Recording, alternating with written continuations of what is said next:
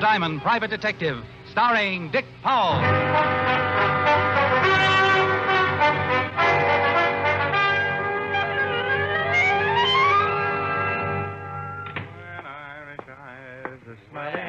If it ain't Richard Diamond, the smiling gumshoe. Well, if it ain't Sergeant Otis, the laughing hyena.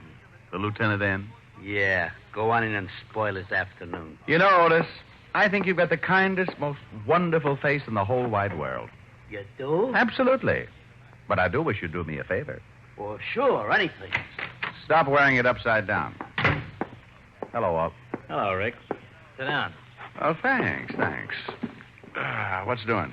Want a sandwich? I'll take some of that coffee. Sure. Something on your mind, Rick? No, just got tired of sitting around the office. No business? Not in a week. Got any sugar? Oh, yeah, I forgot. Here. Yeah, Otis? Lieutenant, I got some guy on the phone who won't give me his name. Says he wants to talk to you. Matter of life and death. Okay, put him on. Right. Homicide, Lieutenant Levinson. I'm going to say this once, so listen carefully. Tonight, somewhere in New York City, I'm going to kill a man, and there's nothing you can do about it. What? Promptly at 8 o'clock, somewhere in this city, I'm going to kill a man. Hello? Hello? Something wrong? Some guy says he's going to kill somebody at 8 o'clock tonight. No, dandy. Crank. Did he say who his victim was going to be? No, just a crank. I should have humored him. Made suggestions.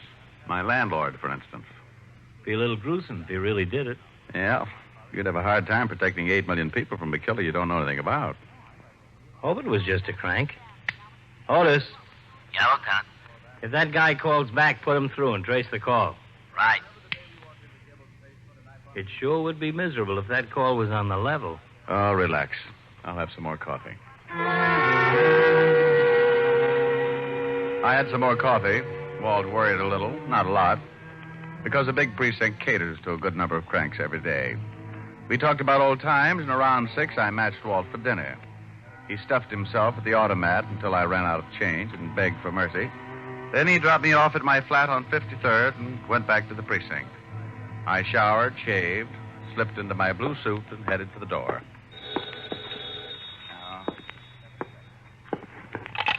Yeah? Do me a favor, will you, Rick? You gotta stop stuffing yourself, Walt. You sound like you got indigestion. I'm down at the morgue. Meet me here, please. Oh, now look, I got a date with a live one. I'm in on the start of some trouble. It's liable to grow. That guy who called made good. He stabbed a man to death on Broadway at 8 o'clock.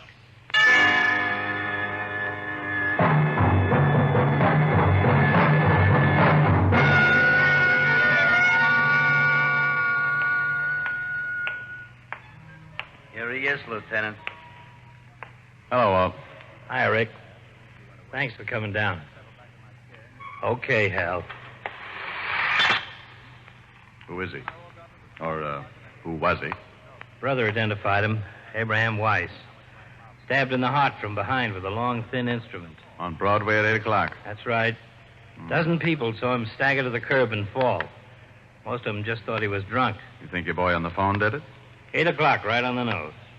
Whoever did it must have walked up behind him, jabbed him just below the left shoulder blade, and kept on walking. What do you want me for, Walt? If this guy on the phone did kill Abraham Weiss and we can't find a motive, it's a little more than a simple killing.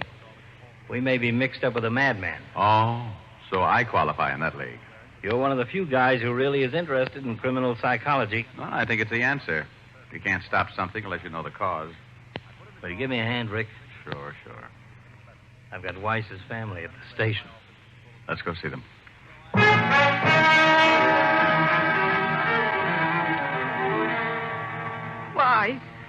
Why, Lieutenant? Why did this happen to Abe? That's what we're going to try and find out, Mrs. Weiss. We were hoping you might help us. Well, he didn't have any enemies. He was a good man. We have 3 children. I left them with Mrs. Bellotti, my neighbor. It's going to be hard on them. You're sure your husband didn't know it? No. He didn't have any enemies. He was a good husband and a good father. Everybody liked him.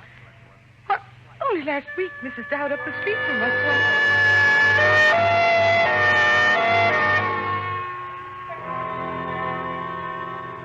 We'd like a list of your brother's friends, Mr. Weiss. Where he worked, people he had business with, anyone you can remember who might give us a lead. Been sitting out there thinking about that. There just isn't anyone that I know would want to kill Abe. He was a good guy, did his job, took care of Louise and the kids. He didn't bother nobody. How long were Louise and Abe married? No, 6 years, maybe a little more. Nice girl, Louise. Oh, the best. Good wife. What happens to her now? I'll take care of her. You're not married, huh? No. Quite a job taking care of a widow and 3 kids. I'm doing all right. It's the least I can do. You got a girl? Yeah, why? Maybe going to get married, huh? Well, I'm engaged. I've been thinking about it. It'll have to wait for a while, I guess. Until Louise gets back on her feet. Okay. Tell us about some of your brother's friends. Well, I guess his best friend was Art Brearley. They was awful close for years. He told us about everyone he could think of. Gave us a dozen names and addresses we could check. Like Louise, Martin couldn't figure why anyone would want to kill Abraham Weiss. The next was Mrs. Rebecca Weiss, tired, the hurt in her eyes enough for all the mothers who had raised a son and lost him. We'll try not to keep you too long, Mrs. Weiss. It's all right, Lieutenant. You want to help? Would you like a glass of water? No. When will I be able to see my son? It's right that I should see my son. A few questions first, if you don't mind. I know you're trying to help. Certainly, a few questions. As many as you like, Lieutenant. Not long with Mrs. Rebecca Weiss. Nothing that would help to catch her son's killer. So we checked the people who had known Abraham, and there were plenty. His boss gave us a few more names to add to the long list. All of them friends who couldn't imagine why anyone would want to kill a nice guy like Abe. At 7:30 the next morning, Walt looked at reports and poured more coffee. Here. I'll put sugar in it. Thanks. If that phone call was on the level, why would a guy kill like that? Call us and tell us he was going to do it. What'd be his reason? Well, couldn't guess. But if that guy who called did do the killing, you can bet he'll phone again. Why? Well, he bragged he was going to do it. He'll want the credit. Well, I gotta get some rest. A couple hours anyway. Let's both get a couple.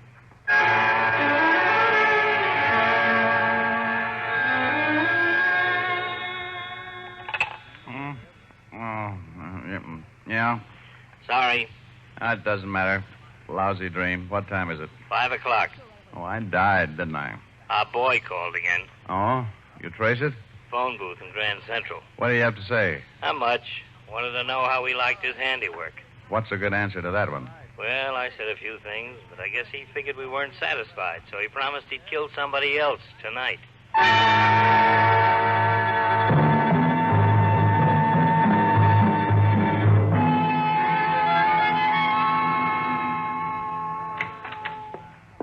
Hello, Rick. Seen the papers? No. Here. Fiend terrorizes city. Unknown killer murders at will. Police baffled. Everybody's on my back. Exactly what did he say? You want to hear? I made a recording. Let's hear it.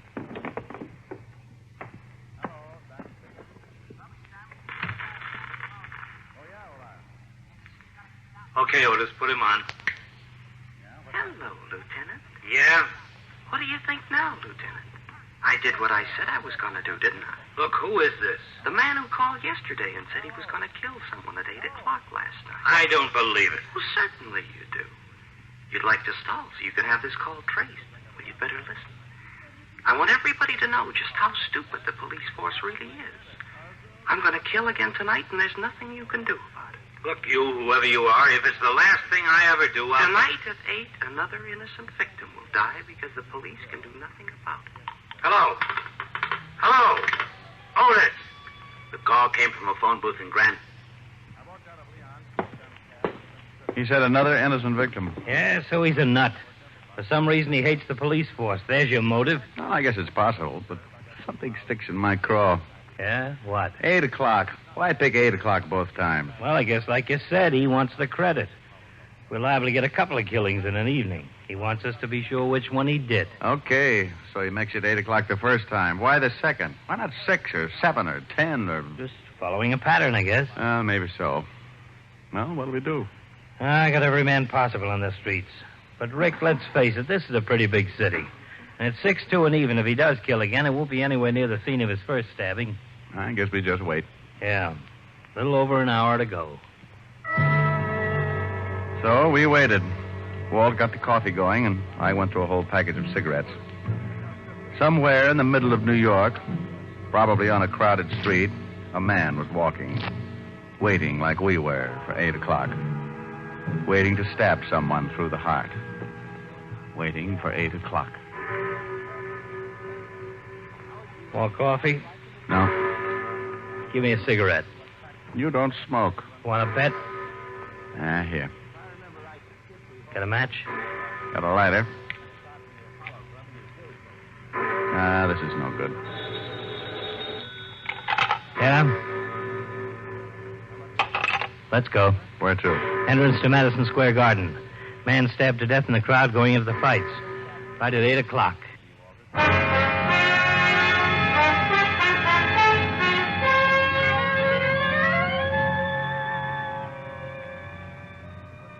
A man murdered going into Madison Square Garden to see the fights. Stabbed through the heart while he stood in the middle of the large crowd. We went through the same routine. Identify the body. Question witnesses who had been close to him. See his friends. Anyone who knew him. Name's Leon Ellis. Small-time fight manager. No family. Handles a young kid named Billy Martin. Wasn't fighting last night. At 10 o'clock the next morning, we found Billy Martin working at the East Side Gym. We talked to him for a while, but he couldn't help much. So we kept going, making our list of names, talking to everyone, all morning and into the afternoon. By 4:30, we were holding each other up. Look, we're working with a madman who kills anybody close to him so he can show how helpless we are to stop him. The whole city's in a panic. The newspapers are blasting everybody in the department, yours truly in particular. Yeah? I got him on the line again. He even bragged to me about this last killing. Trace it as fast as you can. Right. Start that recorder, Rick. It's our boy again. Okay. Go ahead. 5th Precinct, Lieutenant Levinson. You can skip the formalities, Lieutenant. Your sergeant told you who was on the line. Well, I did it again last night, didn't I, Lieutenant? Okay, so we can't stop you. I admit it. I'll admit it to the papers. That should make you happy. The police department can't do anything about it. That's what you want, isn't it? Again tonight, Lieutenant. One more person will die. Now, wait a minute. At least give me a chance to talk While to you trace the call? No. Tonight at 8 o'clock, and you can't stop. Hello? Yeah? Call came from a phone booth in Rockefeller Center. Pick's the right place to call from. We'd look pretty silly rounding up everybody in Rockefeller Center.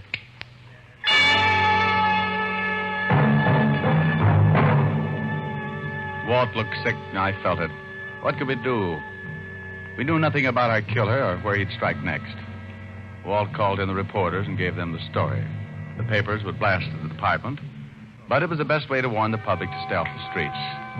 The department was alerted, radio stations were given bulletins to broadcast, and Walt and I climbed into a prowl car and started cruising. At 8:05, it came in. Attention, all units in the vicinity of Zone 12. A 211 in front of 415 West 64th. 415 Williams 64. Ambulance, dead body. Car 73, come in, please.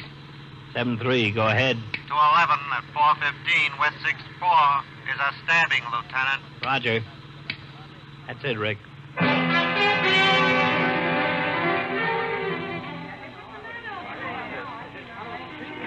The victim was an elderly man dressed expensively and lying face down on the sidewalk.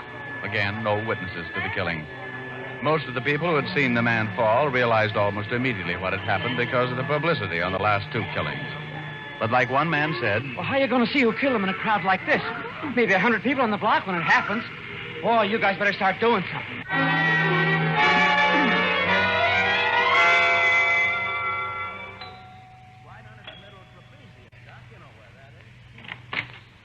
Yes, sir? Does a Mr. Arthur Reeves live here? Yes, sir, but Mr. Reeves is not in at the moment. I'm from the police. Lieutenant Levinson, homicide. Homicide? I'd like to talk with everybody in the house. Certainly, sir. Has something happened to Mr. Reeves? He's been murdered. Oh, no. No, not Mr. Reeves. How many people in the house? Myself, the maid, and Mr. George Reeves, Mr. Reeves' nephew. Tell him I'd like to talk with him. And we talked with the three people in the dead man's house. The maid, the butler, and George Reeves, the nephew. I warned him not to take his walk tonight. I showed him the papers. Did he usually take walks at night? That's for the past 15 years. Know why anyone would want to kill him? Mr. Reeves? Of course not. You know very good and well it was that fiend what did it. How about you? Can you think of why anyone would want to kill your employer? No, sir. I've been with Mr. Reeves for over 20 years. I'm acquainted with most of his friends and associates. Look here. I can assure you that my uncle knew no one who would want to kill him. You're his nephew? That's right. Your uncle took walks every night? Yes, every night. Well, if you don't mind, we'd like you all to come down at the station to make statements.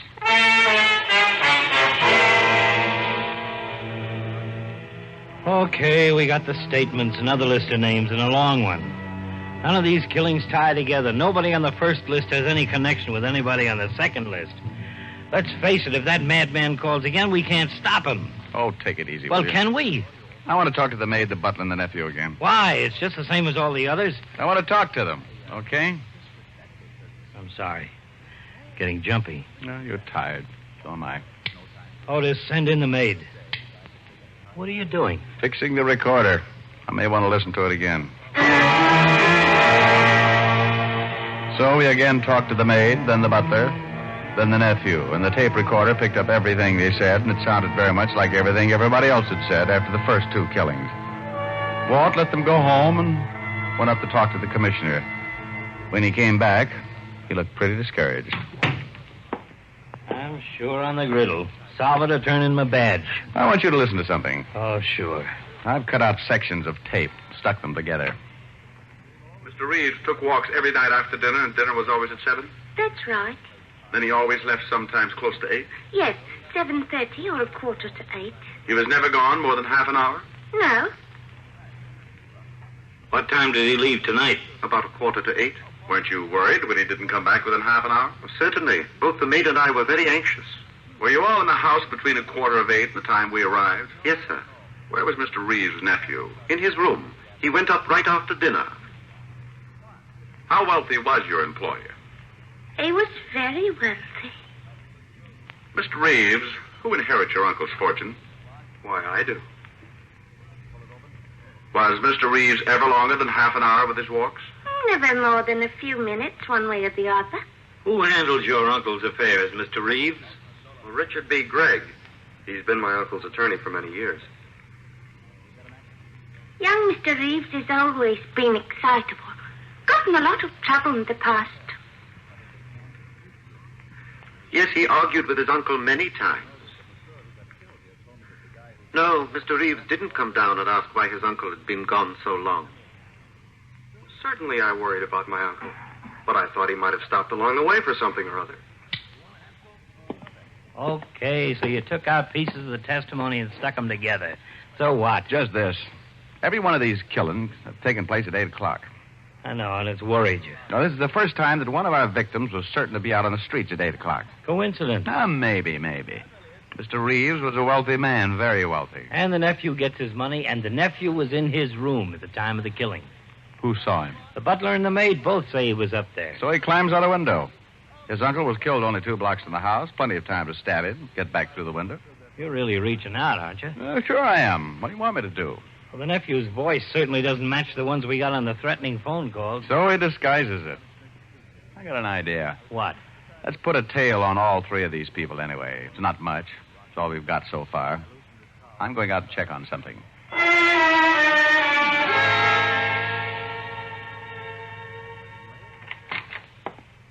What?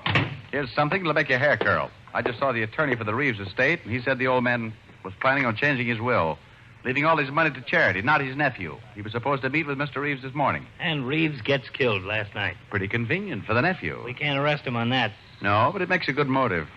You think the nephew would kill 2 men and then his uncle, just so it would look like a madman had picked out another innocent victim? You got to admit it'd be pretty clever. There's an understatement. Yeah. He's on the line again, Lieutenant. I'm tracing it. Oh, no. Our boy again. There goes your theory. Hello. You can't do anything, Lieutenant. I've killed 3 men, and you can't stop me. I'm going to kill again tonight at 8. Hello? It was him, all right. Tonight at 8. Rick, we've just got to do... Yeah? Call came from Grand Central again. Okay. Well, what happens to your theory now? Well, he might do it again. Expect you to react just this way. Who's tailing George Reeves? Harrison. When does he report in again? Checks in on the hour. Last time was about 20 minutes ago. 40 minutes to go, huh? No way of contacting him? No. Okay, we wait.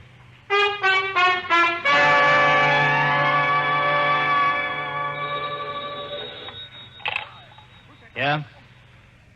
Yeah? Where was he at 446? Don't let him out of your sight. Well? At 446, George Reeves made a phone call from a booth in Grand Central Station. He's home now.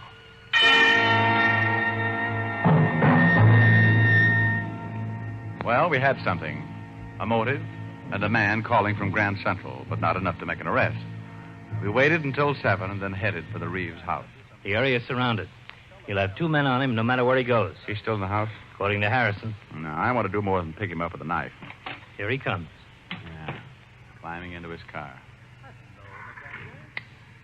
Attention, cars 31415. Suspect heading east. Proceed east on your street. We tailed him, keeping in contact with the other cars as they stayed parallel. When Reeves turned off, we went on ahead, notified the car on our right or left to pick him up. That way Reeves wouldn't suspect a tail. About 7:30, we got a call that Reeves had parked. We headed for the spot in a hurry. Suspect is heading north on Calder. Oh, get ahead of him. Park at the corner of Davis. We'll pick him up there. We stopped at the corner and got out of the car. We waited until we spotted Reeves walking in our direction and then let him pass and followed, staying close. We kept after him until 5 minutes to 8. He swung out on Broadway and was pushing his way through the crowd. Then it happened.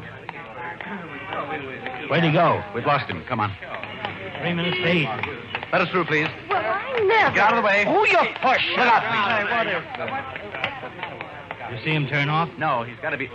Walk, crossing the street. Let's go. Reeves. What? No! Look out for the knife. No. Let me go. Drop it. You okay? Yeah. Here's the knife. Young man, what right have you got to hit that nice gentleman? He was helping me across the street. I have a good mind to report you. Lady. If this man was helping you across the street, just forget about him. Go bet on a horse or something. This is your lucky night.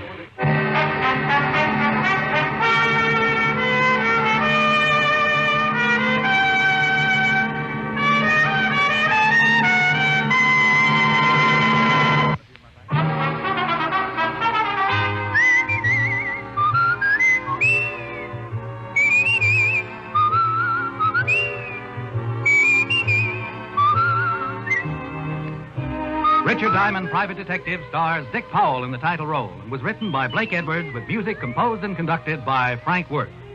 This is Bill Foreman speaking. Richard Diamond, Private Detective is transcribed in Hollywood by Jaime Del Valle.